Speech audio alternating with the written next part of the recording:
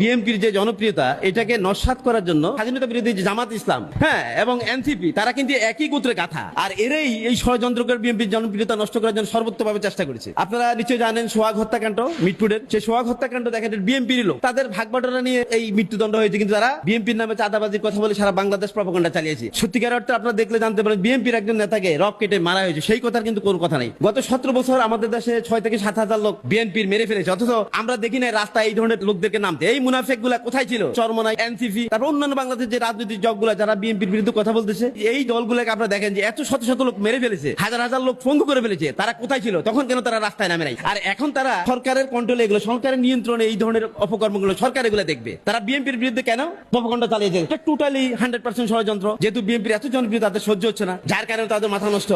আপনারা দেখেন এনসিপির যে ছেলেগুলা আমরা তাদেরকে অত্যন্ত শ্রদ্ধা করতাম, 5ই আগস্টের পর আপনারা দেখেন তারা টাকা কামানোর জন্য ব্যস্ত হয়ে গেছেন এবং তারা বিভিন্ন রকম মিথ্যা প্রপাগান্ডা বিএনপির বিরুদ্ধে চালিয়ে যাচ্ছেন। বাংলাদেশের সর্বোচ্চ জনপ্রিয় দল হচ্ছে বিএনপি। বিএনপি জিয়াউর রহমানের দল, যিনি নারায়ে তাকবীর আল্লাহু আকবার বলে আমাদের সংসদে অধিষ্ঠিত করেছেন, যার নেতৃত্বে, যার যুদ্ধের কারণে আজ আমাদের বাংলাদেশ, আমরা এই স্বাধীন বাংলাদেশ পেয়েছি। আমাদের বাংলাদেশের মানুষের মুখের কথা গত 17 বছর ফ্যাসিস্ট সরকার মিথ্যা বলে মানুষকে বিভ্রান্ত করে যে ধরনের মিথ্যা প্রপাগান্ডা চালিয়েছে, মানুষ মিথ্যা প্রপাগান্ডা না দেখে আমি মনে করি মানুষ যদি প্রমাণ দেখেন তাহলে বুঝতে পারবেন যে অ্যাকচুয়ালি বিএনপি কার দল।